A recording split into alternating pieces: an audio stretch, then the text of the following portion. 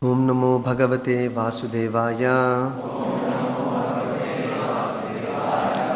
Reading from Srimad Bhagavatam, Canto 6, Chapter 5, entitled Narada Muni cursed by Prajapati Daksha. Text 41. Nanubhuya na janati puman vishayatikshnataam nirvidyate swayam tasman na tatha binnadi paraihi. Translation. Material enjoyment is indeed the cause of all unhappiness, but one cannot give it up unless one has personally experienced how much suffering it is.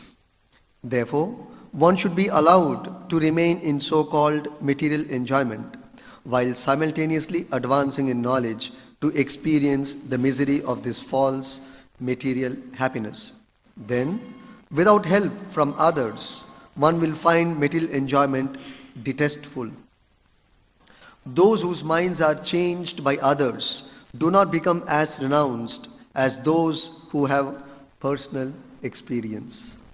Purport. It is said that unless a woman becomes pregnant, she cannot understand the trouble of giving birth to a child. Bandhya ki bujibe prasava vedana. The word bandhya means a sterile woman. Such a woman cannot give birth to a child. How then can she perceive the pain of delivery? According to the philosophy of Prajapati Daksha, a woman should first become pregnant and then experience the pain of childbirth. Then, if she is intelligent, she will not want to be pregnant again. Actually, however, this is not a fact. Sex enjoyment is so strong that a woman becomes pregnant and suffers at the time of childbirth, but she becomes pregnant again despite her experience. According to Daksha's philosophy, one should become implicated in material enjoyment so that after experiencing the distress of such enjoyment, one will automatically renounce. Material nature, however, is so strong that although a man suffers at every step, he will not cease his attempts to enjoy. Tripyantineha kripana bahudukka bhaja. Under the circumstances, unless one gets the association of a devotee like Narada Muni or his servant in the disciplic succession, one's dormant spirit of renunciation cannot be awakened. It is not a fact that because material enjoyment involves so many painful conditions, one will automatically become detached.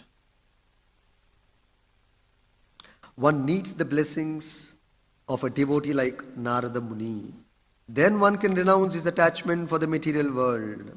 The young boys and girls of the Krishna consciousness movement have given up the spirit of material enjoyment, not because of practice, but by the mercy of Lord Sri Chaitanya Mahaprabhu and his servants.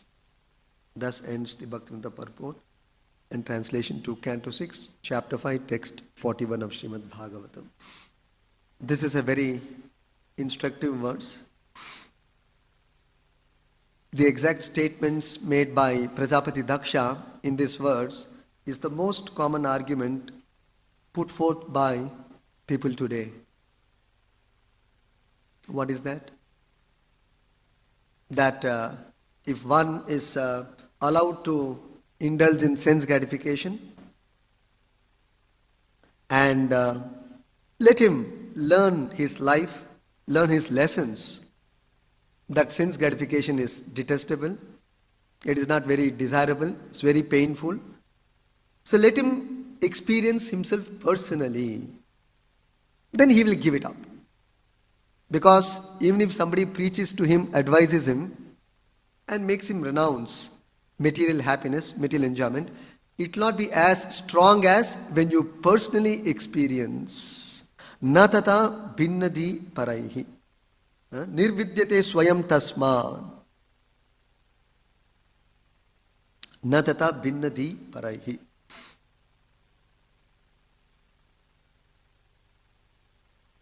Nirvidyate swayam tasma. If one gives up sense enjoyment by his personal experience, that will be quite strong.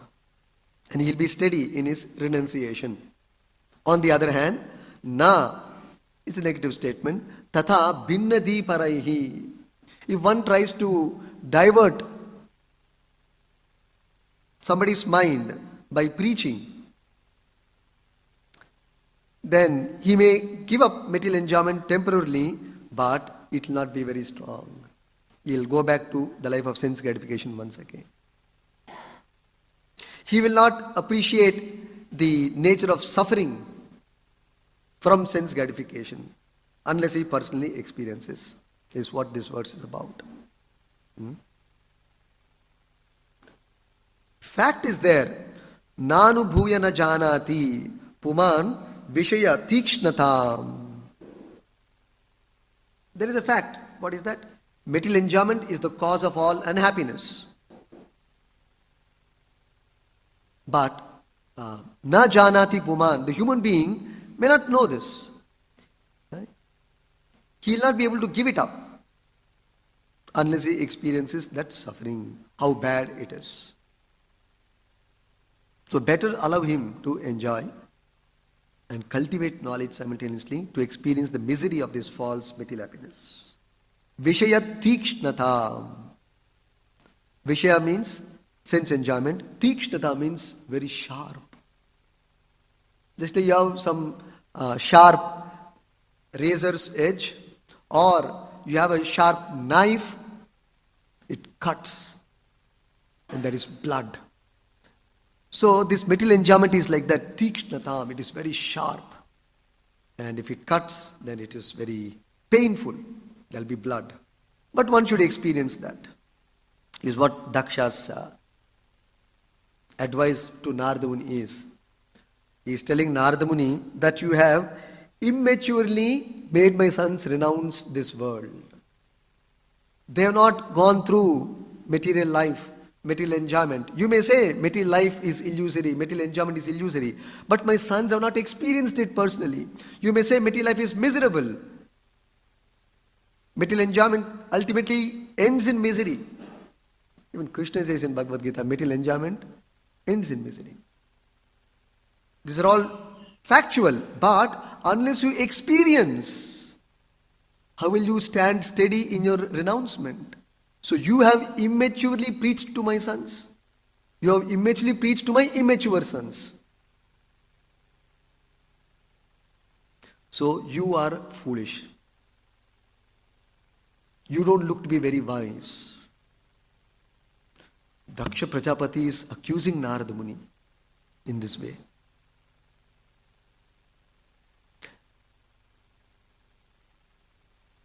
Now, one should think, what is the nature of this world? There are some common features and common natures in this existence. And one should be intelligent enough to detect that. Commonly it is not observed. It is not easily understood, easily perceivable. That is why I use the word, one should be sharp and intelligent enough to detect the intrinsic features and nature of material life, material existence. What is that? One of the constant features which we observe in this world is misery or suffering. It's a constant feature.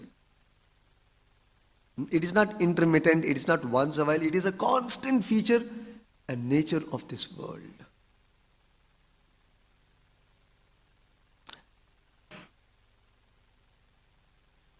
And one should not try to sail through this suffering or misery,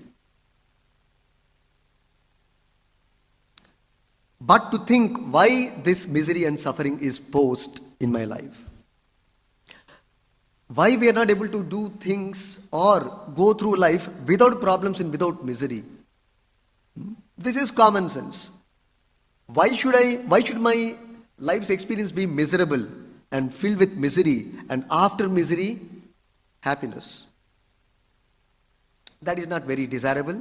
That's not sharp intelligence. Intelligence means, why should I suffer?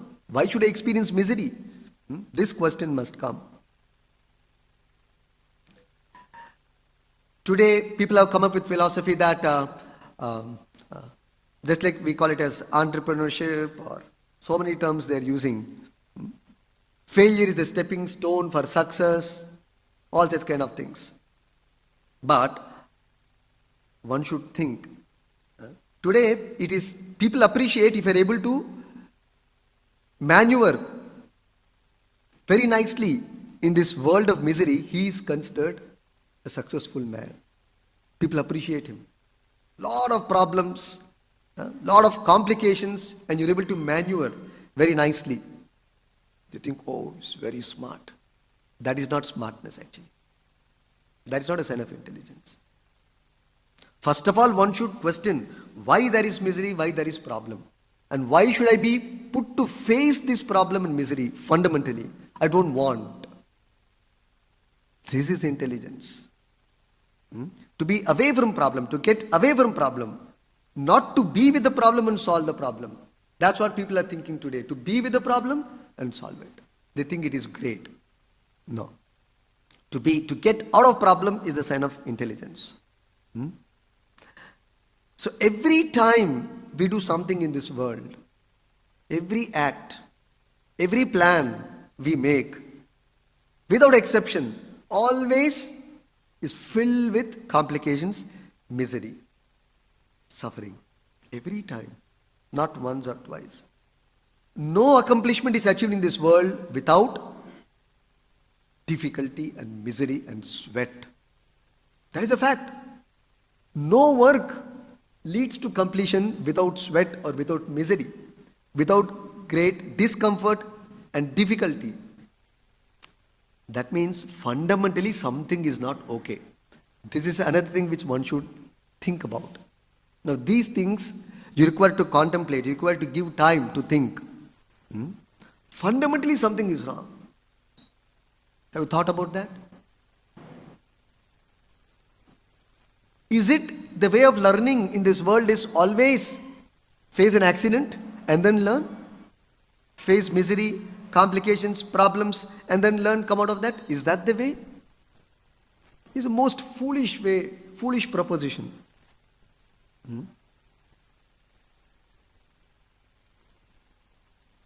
Just like if I have to learn something, is it that, how we have all learned, we've gone through our educational system, there's somebody who's teaching us and we learn. Not that I make a mistake, I correct it and then I learn. That's not the way. I will figure out myself. That's not the way. I will learn by figuring out myself everything. Let me fall down, let me face failures, then I will learn. This is a very foolish proposition. How can you learn? You will never learn.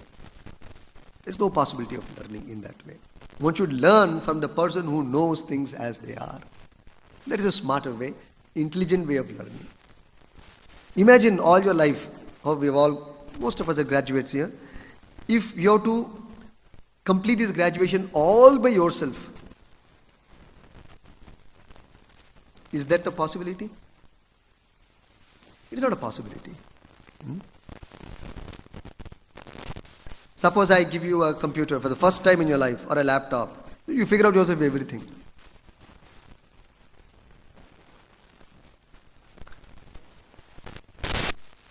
So there are different levels of intelligence.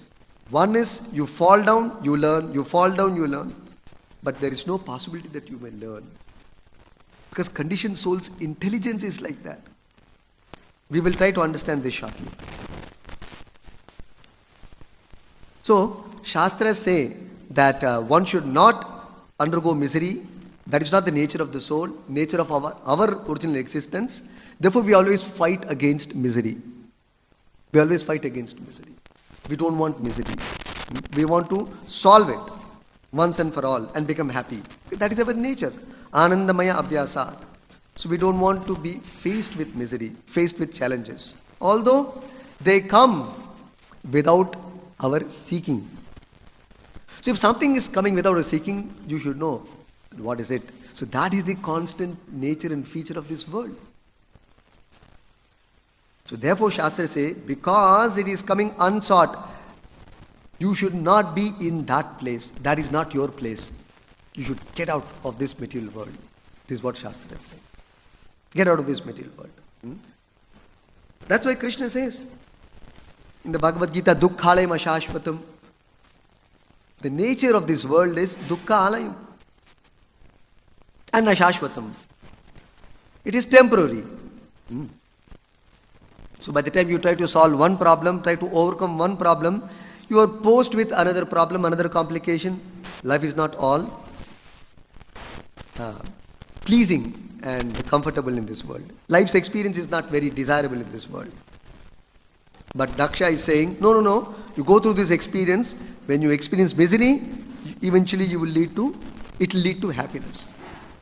This is not true. It is not true. That is not what we observe in this world. Again and again, we come back to material life only.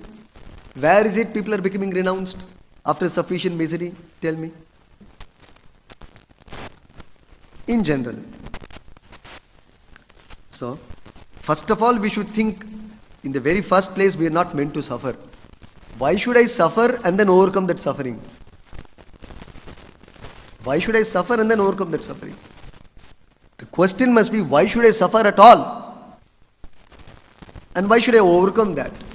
Another unnecessary exercise. First of all, you complicate and then try to resolve the complication. We mess up or things get messed up because of the nature of this world, and then try to resolve that mess, and we think, okay, I've achieved something.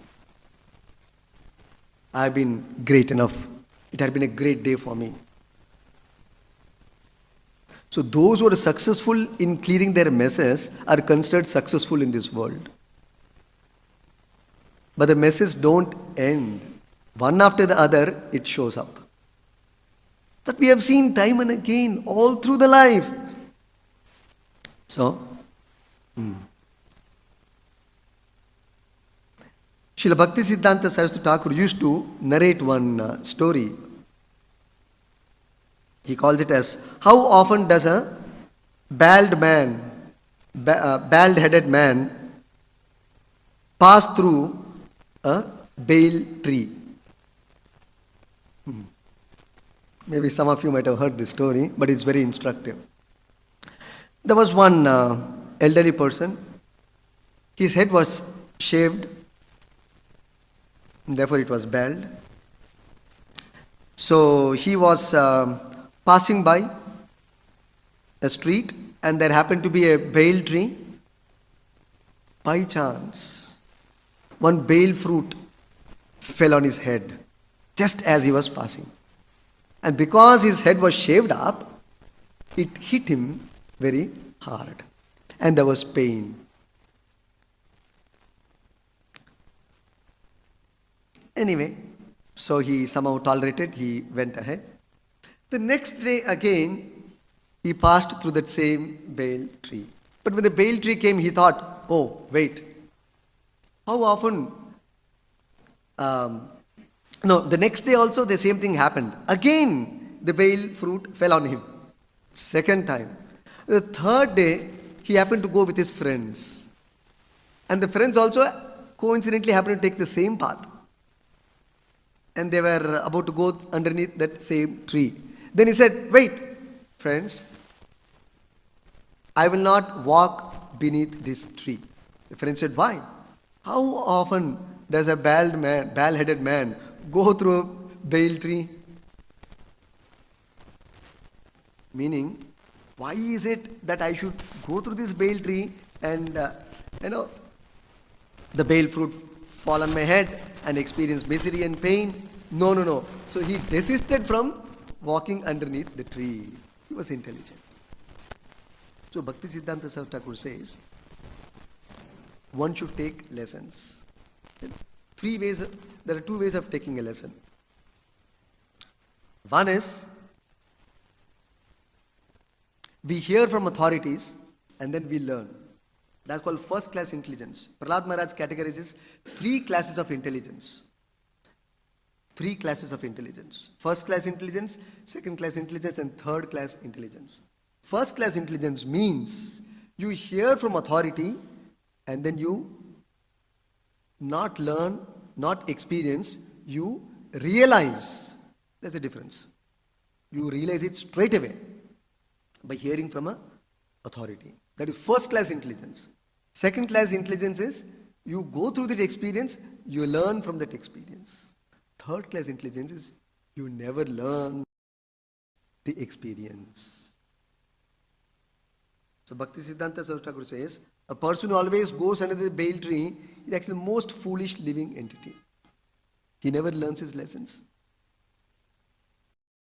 This statement is, when I am posed with misery, why should I poke my nose again and again into that miserable situation, create that miserable situation? As it is, this world is a mess. Dukha. And why do you want to poke your nose into this world and continue to live in this world? And then pray to God, oh God, please relieve me from misery. Please save me from misery. That is what our prayer is. We come to the Lord, my Lord, please relieve me from suffering, from pain. First of all, why have we come to this world? Yeah? And then secondly, why are you? What is the meaning of that prayer? So the Lord is saying, come out, yad gatva na nivartante. This dukkhalem ashashvatam, so get out of this world. Come, I'll take you back with me. So we want to remain in this world, all the problems, and we want Krishna to solve all our problems. It is so foolish proposition. So, now why does one suffer?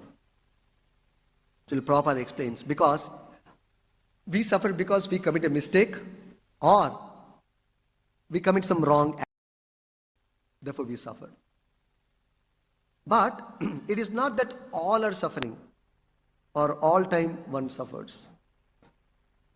Only when one commits a mistake or when a wrong act or one goes against religious principles, he suffers. Just like you break the state law, the traffic law, then only you are put into trouble, not otherwise, isn't it? So, not all are put into suffering.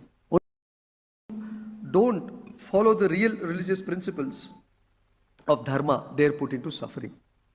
Therefore, the question is, what is that real religious principle? That is Bhagavad Dharma. When we know the principles of Bhagavad Dharma and the Bhagavad Gita Dharma, there is no misery. Even for those who live in this world, there is no misery.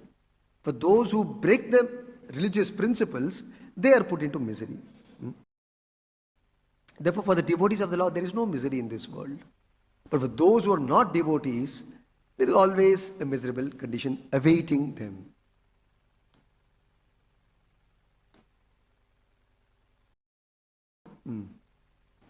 One may ask, even though suffering is experienced, why one wants to continue material life? Even though one is experiencing suffering always in material life, why do we want to continue material life then? Then give it up, no? No, we are not giving it up. We want to pursue, continue. Why? See, all these questions we should actually prompt. Should be prompted in us. Not prompted, then we can prompt now. That's why I made a kind of questions. One should ask, if always there is misery, then why should I be in this place? Why am I continuing? Not giving it up, isn't it? Vishaya Tikshnata, it is sharp. Suppose there's a sharp knife and then you cut your finger. Again you do the same mistake? You will not do the same mistake.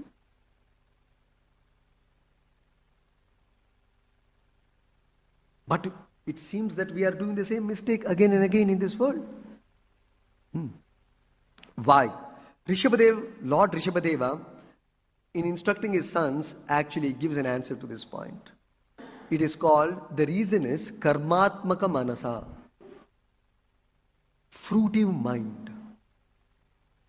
We are we have become conditioned to this life of material enjoyment and thereof the life of misery. And we think this is natural, this is normal, this is how it is. This is most normal. You ask any person in the world outside, oh Swamiji, Prabhuji, this is the way it is. This is normal. In fact, if there is no misery, they think something is wrong. Sometimes when we say, come to the spiritual world, there is no more misery. Oh Prabhu, then that must be a problem, because if all the time happiness also is a problem, right? Because you cannot appreciate happiness without misery. You cannot appreciate happiness without misery, right? Most of the people put forth this argument. What do you say about this? What do you think about this argument? This is called relative world experience. They don't have an idea of what is absolute world experience. In this world of relativity, you learn only by relative happenings and situations. You don't have an idea of what is absolute experience. So if there is misery, then you appreciate happiness. If there is pain, then you appreciate happiness. There is no pain, you don't appreciate happiness. There is loss, then there is a value for profit. If you fail in a competition, then somebody succeeds, there is a comparative study, analysis. This is a relative world. But there is an absolute world, free from this world of relativity. There is absolute happiness, which is not detestful. Eternally one can be in the mode of blissful life, and one can continue in that way. So it's not that you're not able to appreciate. No. That's another world, another experience. This we should know. But because of this karmatmaka manasa, we become attached to this fruitive life, to the world of misery, to this material body, material world. So much we are attached, even though there is misery, we will not give it up. Karmatmaka manasa. Our mind is trained in that way. And not for one lifetime, lifetime after lifetime, lifetime after lifetime, it has got accustomed to this kind of experience. What is the proof? Prabhupada always sometimes quoted this example. You see a worm in a stool. You pick it, because it is stool, right? You pick it and then put it outside. Again it will come back to the stool. It will be very shocking for us to note this. And we should think about this deeply. You take a worm out of the stool. Sometimes there's a fly also hovering on the stool.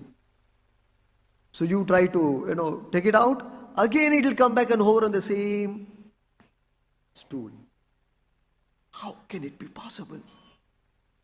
Does that worm or that fly not have a bad experience? Yes, it does have, but it again wants to go through the same experience time and again. It never learns its lesson. That's how. This is called conditioned soul. Definition of conditioned soul. You are conditioned to that kind of life. It is actually a curse upon us. It's a curse on the soul. Generally, when there is misery, you try to escape. Here, misery, you are going again and again to the misery means what a kind of, it's a pitiable condition. One more example Prabhupada always gave is, this ant. These black ants sometimes you might have seen. Or even the red ants. You keep a sweet bowl, suppose a gulab jamun filled with sugar syrup and a good number of gulab jamuns in a bowl. Leave it for some time. Very soon you will see a lot of ants in the syrup, swimming very nicely and happily and drowning in the sugar syrup, and it dies in the sugar syrup. And yet it will not give the sugar syrup to come out. It is very happy, comfortable, dying in the sugar syrup, lest escape its death. It is so intoxicating. So material enjoyment is like that. Either misery or happiness. Both are entangling. You see? That is tool, which is detestful, but still it will not give up. This is enjoyment. Obviously it will never give up. So both are a trap. Either way it is a trap for misery. So you may think, oh, that's a foolish creature, Prabhu. But the same thing continues as far as we are concerned. Even human being is continuing in this material world. What is the proof? We are not giving up misery. Because Daksha Prajapati is arguing, no, we will give up. No, we will not give up. Is what Narada Muni is arguing. Daksha Prajapati is saying, no, if you experience sufficiently, you will give up. No. That's not a fact. Prabhupada writes in the purport, no, you will not give it up. What is the proof? All of us are living in this world, continuing to exist in this world, having so many plans, so many ideas. Never to give up. Since time immemorial, this material creation is being maintained and continued to be maintained. Why? Because we want to come back to this world, come back to this body, come back to Bangalore. We want to come back. Come back to the same family, same society, same this, same that, same body. Although it is miserable. So very fact that this material creation is not being wound up, and the very fact that we are taking birth again and again means we have not learnt our lesson. So therefore, Daksha Prajapati's argument is wrong. That's what Prabhupada says. Daksha Prajapati is putting an argument, Bandhya ki bujebe prasava vedana. Prasava means childbirth. Vedana means misery, pain. Bandhya means a sterile woman, a woman who cannot give birth, for whatever the reason. A sterile woman. Ki bujibe. How can, ki buje means, how can she experience the prasava vedana, pain of childbirth? Because she cannot give birth to a child, so she does not have experience of what is childbirth. Pain of child giving birth to a child is his argument.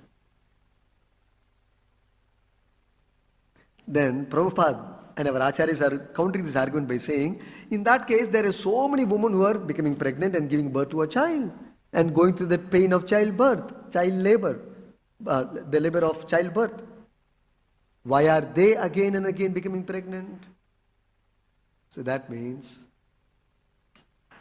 this is in a certain context it is being spoken, in the context of that we don't learn lesson simply by personal experience. No. Then what is the way? So Prabhupada explains that only by the touch of a pure devotee one will get the strength to overcome this weakness of material misery. So that's why Krishna says in Bhagavad Gita, Mama maya duratyaya mam eva ye prapadyante mayam etam tarantite daivi hi esha gunamayi. Mama maya duratyaya. This material energy, Prabhupada says in the purport also, material nature is so strong, although a man suffers at every step, he will not cease his attempts to enjoy. As Prahlad Maharaj says, Tripyanti neha kripana bahutukka bhaja. So there is misery at every step, but we will not give up. Knowledge might be there. See, Daksha Prajapati said, cultivate knowledge. Knowledge is there, but knowledge is like a dead wire. Knowledge is like a dead wire. Knowledge means you are referring to dry knowledge. Transcendental knowledge is different. Dry knowledge is different. People all have knowledge of misery in this world. You think they don't have experience in this world? They have sufficient experience. But there is no strength to overcome that misery. Because it is dead wire.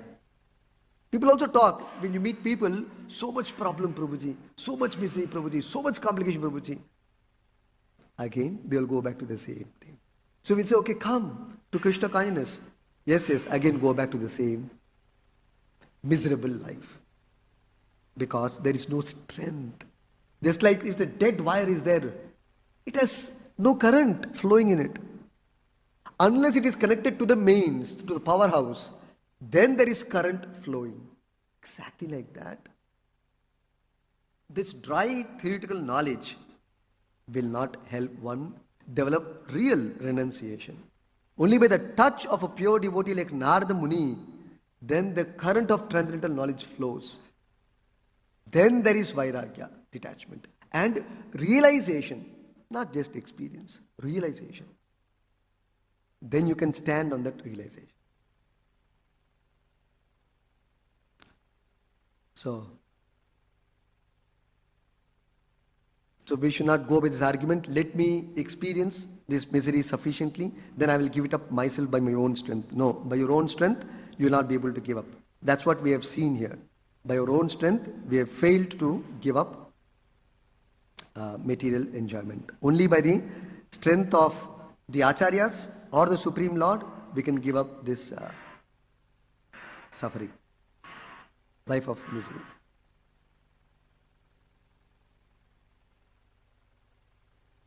Stop here. Granthrat Srimad Bhagavatam ki jai. Prabhupada ki jai.